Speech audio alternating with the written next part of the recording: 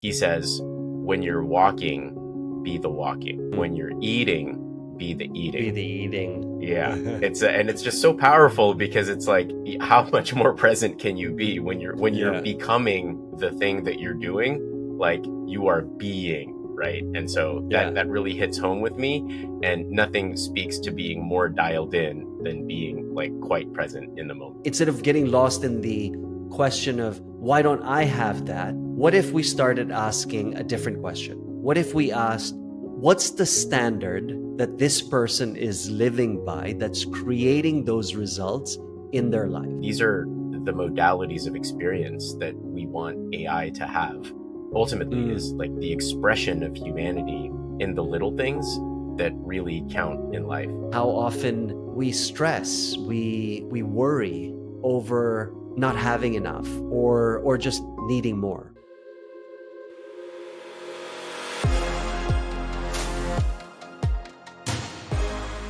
What's up, everybody? Welcome to Emergence Now. It's me, Nico Sacunia, joined by my bestie in Dubai, Dhiren Harchandani. Welcome back. Thank you. You're home now. Well, you're second That's home, true. right? That's true. But nothing like the first home, right? Yes. Nothing like the first home. I mean, I had such an incredible time. I Almost 6 weeks. Yeah, 6 weeks in Yeah. Manila. I would love to hear about this for numerous reasons. So, as you know, and as our audience may not know, that I was born in QC, the wonderful city of Quezon City, and I spent a good portion of my childhood there. When I say a good portion, yeah, maybe it was like 5 to 6 years before I moved to San Francisco, but it was very meaningful to me. The tapestry of the Philippines, the color, the jeepneys, the balot, like everything about it was just fantastic in controlled chaos. And, from the provinces of Santa Rosa to SM Mall and playing basketball as a kid. So very, very visceral and vibrant for me.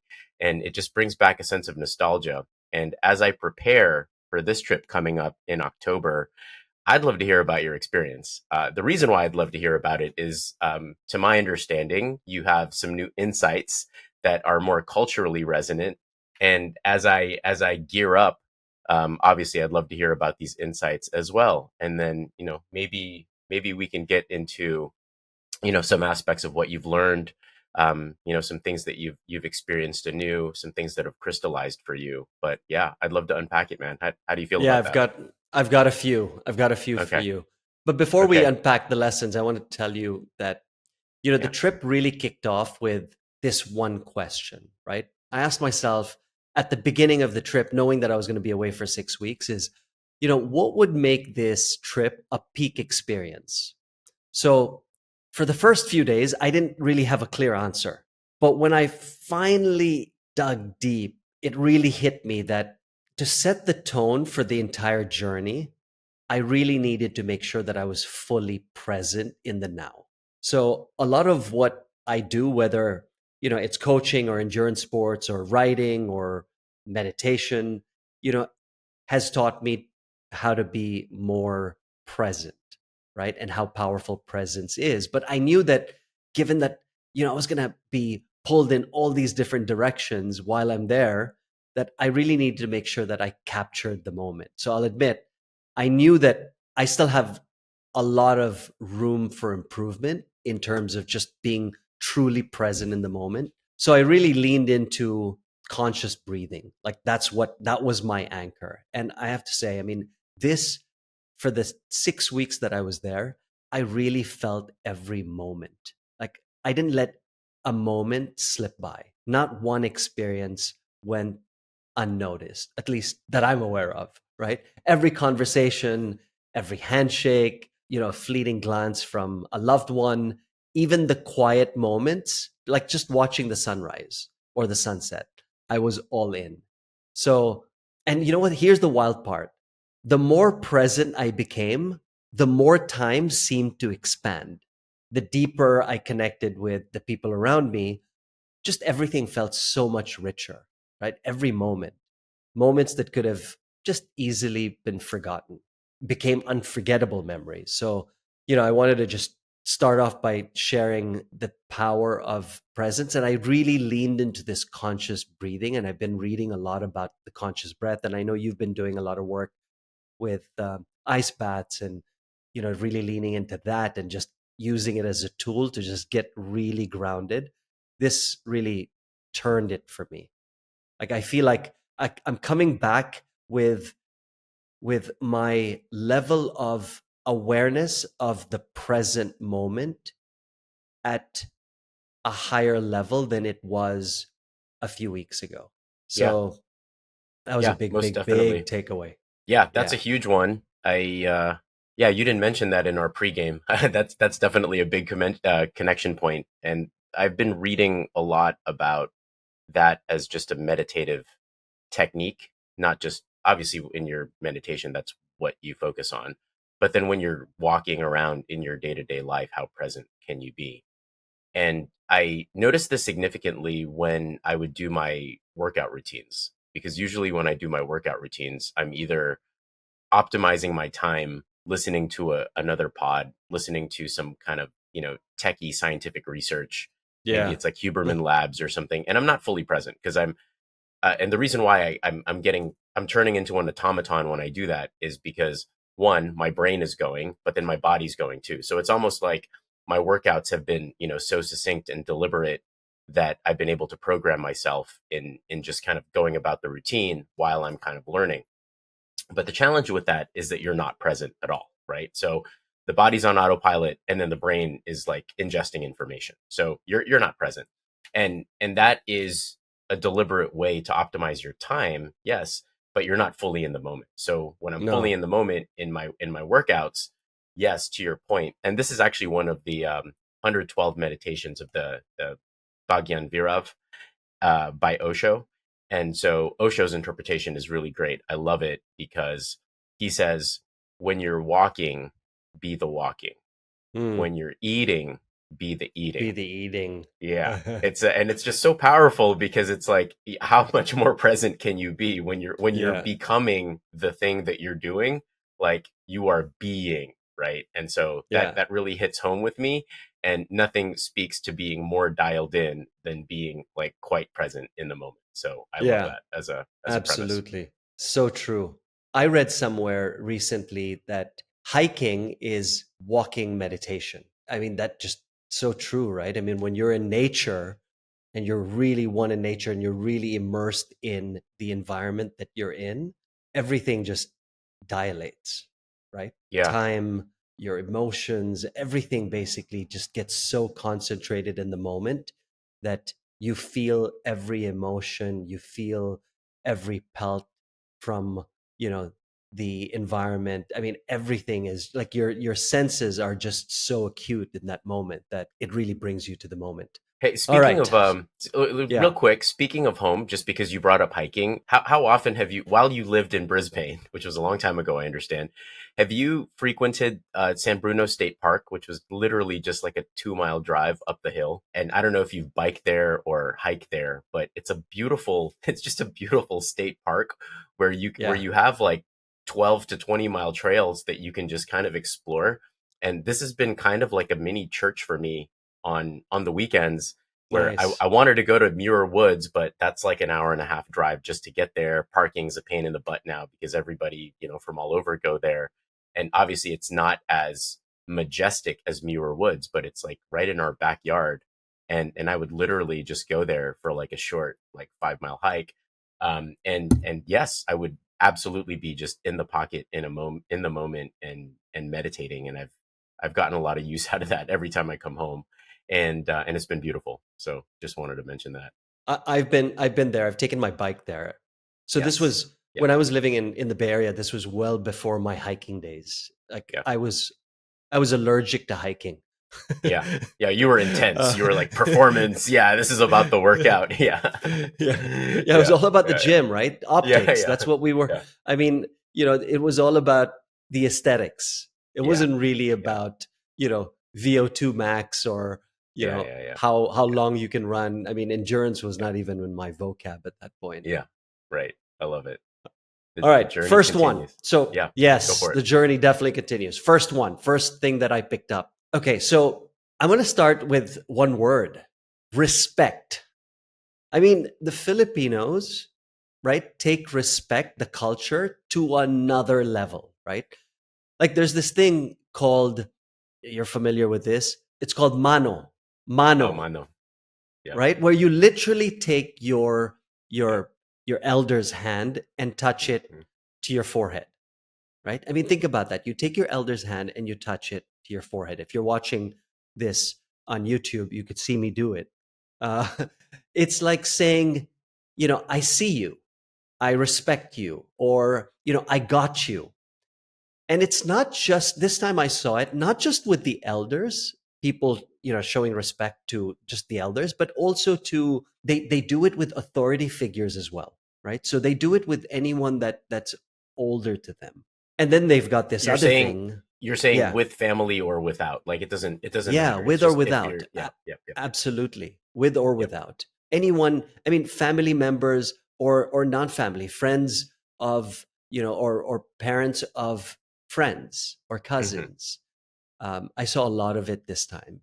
And as you mentioned, po or opo, right? Yeah. I Hmm. mean, these are kind of funny words, but Yeah. they're when you hear it, there's this resonance to it. And it's basically words that they use to show respect in conversations. It's like adding sir or ma'am, right? But Yeah. cooler, and way more consistent. And it Yeah. just takes the vibe of the conversation or the atmosphere to another level. There's something about watching someone show respect to the other person and just observing it. Something shifts inside of you. There's this rawness to that, to the humanity, to the connection point. Maybe I was just more open to it because I was more present, which is why I started off by saying, every moment I just soaked it in. And Yeah. every time I heard it, it just warmed me up in a way that just made my neurology a lot more calm. I love that. Yeah. What I love about it is that yeah, I just had a personal experience with this because, for the most part in most of my life, I've been speaking to my mom in English. So whenever I bust out the Tagalog to her, she really loves it and it's like super endearing to her, even if it's How like often does just that like happen? not very often, but just over the weekend, I was just kind of being charming and I was just like, Nice. "Hey mom, pahiram lang yung kotse po, mag-workout lang po ako." And it was just like random, like it was just Nice. in the moment. And I said, "Hey, mom, I just want to borrow the car. I'm just gonna go work out." And she just started busting out like laughing, and she was like, "Aw," and yeah, and she felt it too, right? And because Yeah. I inserted po in there, and she doesn't hear it often, so yeah, it Yeah. kind of warmed her heart, and you could feel it. So I get it. Beautiful. I mean, it warmed my heart just hearing you say it. There's something about Yeah, it. yeah. Okay. Second lesson. So, a quick story. I went to Cebu this time. It's funny because I've been living in the Philippines for many years, but Philippines to me was Manila and Boracay. That's it. Everything south of Yeah. Boracay did not exist. But this time I took a trip to Cebu and met a ton of people who were all traveling from different islands south of Cebu to come to Cebu for this event that I was speaking at. Anyway, so I'm about to give this big talk. Now, if you've ever, I mean, you've done public speaking, you know that your voice is your most important tool, right? Oh yeah. But here's the catch: my throat that day, actually, even the day Yeah. before, was just killing me. Yeah. It was bothering me for days. And as soon as I landed in Cebu, I knew it wasn't going away anytime soon. So Hmm. I called up my local contact, Isa, shout out, for some help. And she'd basically planned everything down to the minute while I was there. But I didn't tell her about this voice thing. And so, anyway, the next day I told her on the phone, I was like, look, can you bring me some lozenges? Right. And she said, yeah, not a problem. I got you. And so the next day I see her and she hands me some lozenge. It was a small gesture, but it made the world a difference to me. It was just such a nice thing to do because I gave her. So the reason it was so nice was because I gave her a specific brand, and so she found it and and gave it to me, and you know, and so there I am. I'm taking the lozenge, And out of nowhere, a waiter comes up to me with a pot of hot water, right? Yeah. So I was kind of taken aback by it, to say the least, right? Because I had not ordered it. So I thanked him, figuring maybe this was just a regular thing they do. I mean, Filipinos and the Philippines are all about hospitality, right? They're the best in the Hmm. world when it comes to hospitality. But as I poured the hot water into my cup and took a sip, it hit me that this wasn't just hot water, it was ginger and honey, which is the Wow. classic Yeah, remedy for a it sore throat, is. right? Absolutely. So I felt this wave of gratitude and surprise all at once. Like, how did this guy know? Right. So I was super curious. And so I track him down, right? He comes into the room and I basically walk up to him and I asked him, I said, why did you give me this? And I was floored because he then pointed to someone who I barely met a moment ago, who basically saw me struggling with my throat because Isa handed me this lozenge, and this random person saw her handing me this lozenge and told the waiter to basically put together this concoction for me. Amazing. I Isa, you mean, the one. You the I, one. I mean, I mean, I know they're known for hospitality, but this was just another level, right? I guess the lesson is it's not the big gestures that really touch your heart or that you can really connect with someone on. It's really the small ones, right? It's really just paying attention. It's all about reading the room and really going that extra mile, right? And it wasn't even a mile. The thought was a mile, but the execution wasn't. It was simple, right? Ginger, honey, hot water, done, right? But that really left a mark. That small gesture really left a mark. You didn't get my joke when I said Isa, you the one. Isa, you the one. Isa. Isa. Oh, yeah. Yeah. I Took got a it. while. Good one. Good one. Good one.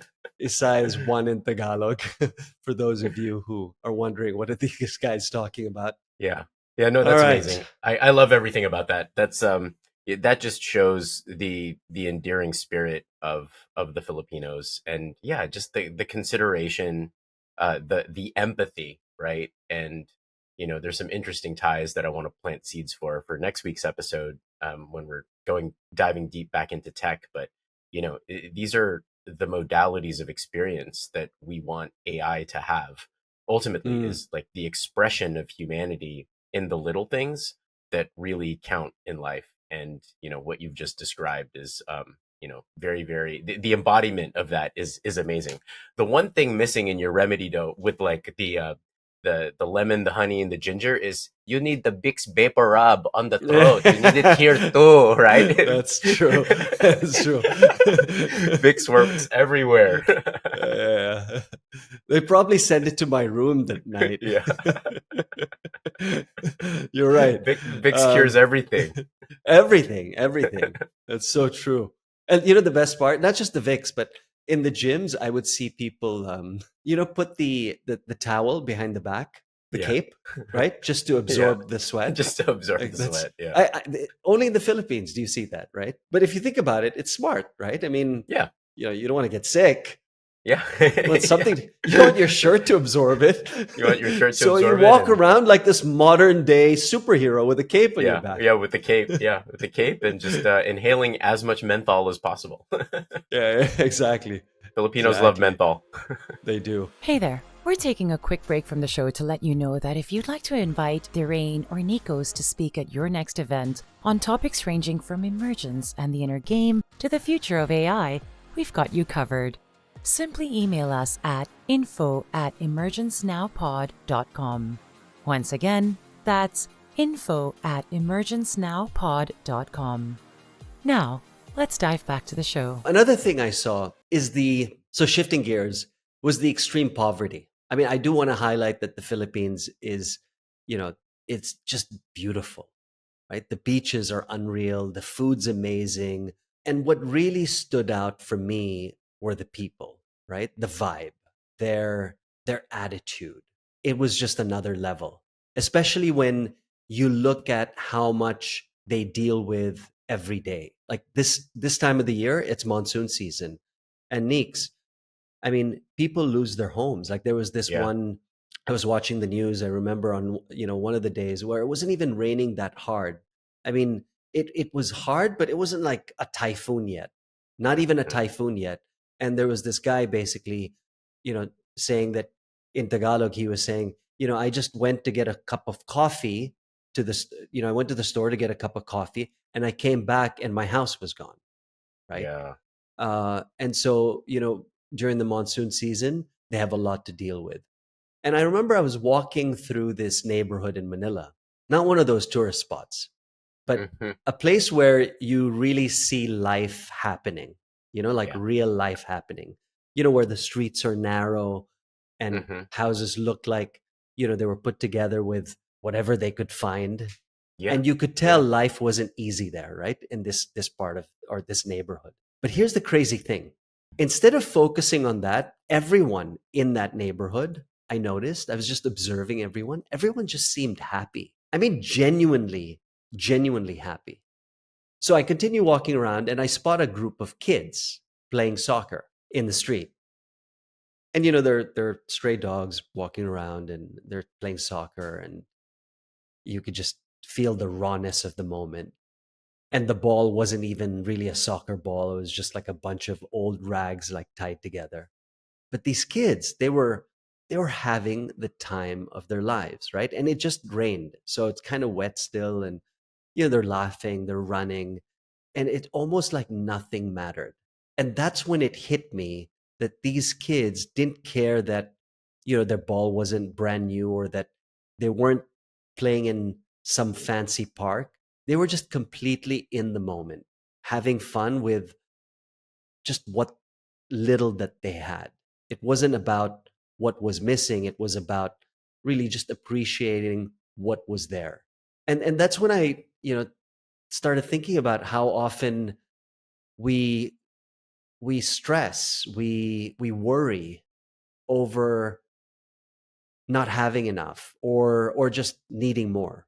While these kids, they weren't really worried about any of that, right? They were just happy, like just being there and being able to play in that moment. And it's really about, I think this lesson is really, it's about finding the best in what's in front of you in that moment. And so I walked away and I couldn't help but feel like this wave of gratitude. I mean, I'm thinking about it now and I'm still in that moment. And it was just such a profound, powerful moment to experience. I mean, I'm probably never going to see those kids again, right? But they showed me a level of fulfillment and happiness that I wish, I had in every moment. I And I love that. yeah, Yeah, sorry to yeah, interrupt, but just one of the most visceral things that I remember that hits me, my nostalgic heart in a very visceral way is you mentioned the poverty, and us coming from our backgrounds, not to say that, oh yeah, we've lived such lavish lives, but relative to these people that have literally created their homes with their bare hands, that could get swept away by a typhoon at any moment this season, right? And you're talking like the size of this office, right? You got a little bucket where they go to the bathroom over here, a little bed over here, maybe like a little pot stove that they've created and kind of MacGyver together. But the sense of pride in yeah, these places, it's still the same quality of life, and the singular image is always this, a nanay, a mother in Tagalog, that's like that's sweeping her porch with just like a makeshift broom, a walis, right? And she's sweeping yeah, the porch with like such pride, because that's quality of life. This is your home. Of course it should be clean. You want to have a good quality of life. So, outsiders, especially Americans, they might kind of look at that and be like, "Oh yeah, I wonder why she's cleaning. Like it's a crappy home." No, it's not. It's not about that at all. It's like the home is here, and there's a sense of yeah, pride in that home, no matter where you are. totally, So yeah, great lesson there. totally. Yeah. So the last lesson that I picked up may not be a Filipino thing, but I really noticed it in the circle that I was moving in. So while I was in the Philippines, one thing I couldn't help but notice this time was this constant comparison happening around me. People comparing homes, cars, careers, relationships, basically all the things that look good on the outside. And it wasn't just subtle. It was everywhere, right? And honestly, it started to feel a little heavy because comparison like that, it can get negative really quickly. So at first, I was just observing, listening to these conversations, and I kept thinking to myself, why are we so caught up on comparing what someone else has? I mean, I get it. We all want certain things. But maybe it's the nice house, maybe it's the fancy watch, maybe it's the dream job, the relationship, whatever it is, right? And naturally when we see others with those things, we start to feel like maybe we're missing out, like we're not measuring up. There's something we're not doing. But then I had this moment where I stopped and asked myself, well, what are you going to do about it? Right? I asked a friend of mine, what are you going to do about it? And that's when it hit me, like we're comparing because we want the same outcome, right? So I see someone, he may have something that I want, right? It's the outcome that I'm really dialed into. But focusing on the outcome alone is where we mess up, because instead of getting lost in the question of why don't I have that, what if we started asking a different question? What if we asked, what's the standard that this person is living by that's creating those results in their life? Because it's not just about wanting what they have, it's about also understanding the how, right? What daily habits, what mindset, what level of discipline or action are they putting in that's getting them the house, the car, the relationship, or whatever it is? Because the stuff you see is just the stuff, right? That's just the surface. But we've seen that proverbial, iceberg, right? It's really what's beneath the iceberg that created what we see above the iceberg. Yeah.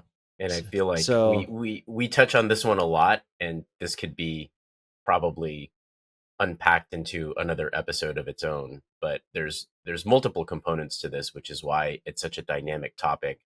Because the power of now, this connects to the power of now that you had mentioned earlier, is there's one side of that that's kind of detrimental to how you're living your life, because if you're constantly doing things in comparison, then you'll never be happy. And I do know that Filipinos tend to obsess over kind of the material things about that. And that percolates in every culture, right? Like they want yeah, the brand yeah, names, which I used to be super into, the cars, the houses, the superficial things that are of this world. But you're seeking those things externally rather than just kind of being embodied and being present in the moment. And then the other level to that, which is very Joe D, right? It's if you want any of those things, you have to feel as though you already have them. already have And it. you have to Yeah. feel and you have to be as if you're already a billionaire, already a millionaire, already have the Ferrari. If you indeed if you're aspiring to have any of those things, it's not about aspiring, because if you're aspiring, the feeling is you're wanting, right? So you can't aspire. You have to feel like you literally already have it. So Yeah. that ties back to presence in the moment, and being dialed in. Is if you continue to focus on any of those external things, and you've hammered it home in your career, you've hammered it home in your book, it's the inner game that gets you to that level. Because if we're rendering reality in this universe that is software, and I do believe that the universe is software, you just need to program it as such that you can be on those levels. I love that. And so, my takeaway here is that we should compare more. We should actually compare, but not the end game. Compare the standards. Mhm. Compare your standards to other people's standards. And I think if we are looking at someone who has the end game that we aspire for, okay, well, let's compare standards, because the standards is what's going to really reveal to you what you may be doing that's moving you away from it, or what you should be doing that is going to take you toward what you want, the end game that you want, right? So it's all about comparing standards, not the end game. Stop this comparison, you know, nonsense that really doesn't, if anything, you just go back feeling more hollow. Yeah, I want to be careful But about this though. if you compare the standards, now you've got an action point. You've got something to work on, right? You have a game plan, or you can at least start putting a game plan together. Yeah, I want to be a little bit careful here though, because a lot of people may misinterpret standards, because you think of standards as like standard of living or five-star hotels, or there are different levels and standards to the quality of service that you get, like in a restaurant, or it's the difference between a no Michelin star and a Michelin star. So the danger, there's still inherent danger in comparison. So break that down for me a little bit more, because when you think of Yeah. standards, it's easy for people to go right into, well, money can get you more standards. And I'm saying that, well, money doesn't buy you some of the X factor things of being kind of like present and appreciative and grateful, and all of those things, even though it's a tool like everything else. So take that one step further with me and draw some distinctions between Yeah. standards and outcomes. Yeah, so standards are really, I mean, to me, a catch-all phrase for, how many reps are you doing? If I'm going to compare myself to someone who, you know, is running, a 4-minute mile, well, okay, how many hours a week am I putting in the track compared to them? So what's So their standard? Their so standard is 10 process, hours. So process, it's really not the product. process, it's the Yeah, habits, it's the yeah. mindset, Got it's it. the Got it. Got it. discipline, right? Yeah, It's the action. What are they sure. putting in Yeah. to get them into that end game? So kind of Yeah. unpacking the sausage factory a little bit more, rather than Yes. kind of like the fully baked product. Like what did Yeah. it take to get What did there? it take? Yeah. Or what's it Yeah. taking? Yeah. What's the sacrifice? Right? What are they putting on the line? And maybe sometimes what they're putting on the line is not something that you know you can tolerate. Maybe Mhm. maybe maybe the sacrifice is not having dinner with the family every Mhm. night. And maybe that's one of your core values. Then maybe that end game is not for you, or maybe you have to take a different approach. So it's really, like you said, unpacking the sausage factory and just working backwards and reverse engineering the process to really understand what does it take. Yeah, Darren, I love everything about what you had just mentioned, and how you landed the plane on process versus product. That's a huge takeaway for me as well. Like what are those habits that get you to a place where it just becomes more automatic for you to achieve the things that you want, when really a lot of people are chasing kind of those bright shiny balls, when really you want to be that person. You don't just want to embody a lot of those things and then get the results without doing the work, because the most fulfilling things often happen in the work. So I love that you ended there. So it sounds like you had a phenomenal trip, my friend. Lots Phenomenal. of lessons, Yeah. lots of cultural things that have just gotten super ingrained. It makes me so much more appreciative and grateful, and looking forward to my own trip when I get out there. So yeah, thank you for sharing that journey. And yeah, if you want to close it out with more thoughts of your own, that'd be awesome. Maybe a quick plug for the tourism department of the Philippines. If you haven't been to the Philippines, what are you waiting for? It's a great place. I highly recommend it. I think there's a lot of lessons in human behavior that the country can offer. Yeah, I highly recommend it. So, those are the lessons from the road. I hope you guys enjoy this. We will catch you in the next episode. Keep emerging. Peace. Thank you for tuning in to Emergence Now, where we explore the emerging trends, technologies, and ideas that are shaping our world today for you to discover yourself. We hope you enjoyed this episode and gained valuable insights that you can apply in your own life. If you want to stay up to date with our latest episodes, be sure to subscribe to our podcast on your favorite platform. And don't forget to follow us on social media, where we share additional content, engage with our community, and keep the conversation going. Thanks again for listening to Emergence Now, and we hope you'll join us for the next episode.